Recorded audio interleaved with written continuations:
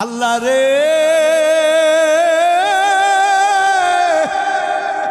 এই গুনাহগুলি নিয়া তোমার দরবারে কেমন করে হাজির হব আল্লাহ, বড় ভয় লাগে। অন্তরের ভিতরে বড় ভয় জাগে গো আল্লাহ। তবে আমি একটা কথা জানি আল্লাহ গো, মানুষ যতই গুনাহ করুক না কেন, মানুষের এই গুনার শেষেও তো তোমার রহমত আছে গো আল্লাহ। আল্লাহ, আমি শুনেছি মানুষের গুনাহ যতই বড় হোক না কেন আল্লাহ, মানুষের গুনাহ থেকেও নাকি তোমার রহমতের দরিয়া আরো বিশাল। ওগো মালিক, জীবনে তোমার সিজদা দেই না, জীবনে তোমার ইবাদত বন্দেগী করি না আল্লাহ। বলতে বড় লজ্জা লাগে, কিন্তু তুমি ছাড়া তো আমার আর কেউ নাই গো আল্লাহ। আল্লাহ,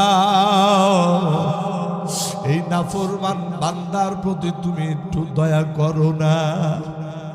এই কথা বলিয়া ওই যুবক ভাইটা কান্নাকাটি করে। ওই মা জননী সন্তানের এই বেহাল দশা দেখে মাও কান্নাকাটি করে। একটু পরে যুবক মায়ের হাতটা চাপিয়া ধরিয়া মাকে ডাক দিয়া বলে, মা আমি তোমারে দুইটা কথা বলবো।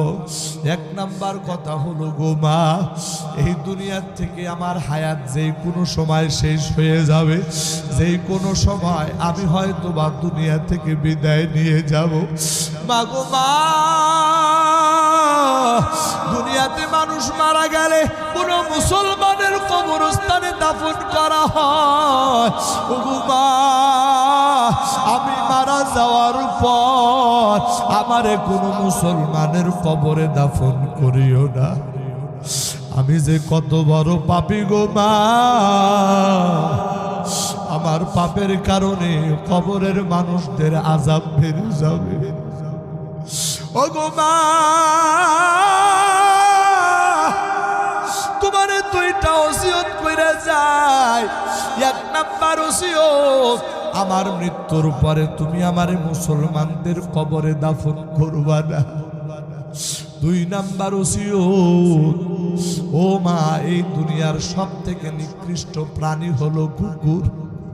যদি কুকুর মারা যায়, ওই কুকুরের গলা মানুষ রশি লাগাইয়া ওই কুকুরে টানতে টানতে যেমন ময়লার ডাস্টবিনের ভিতরে ফালায় দিয়ে আসে। ও গো মা,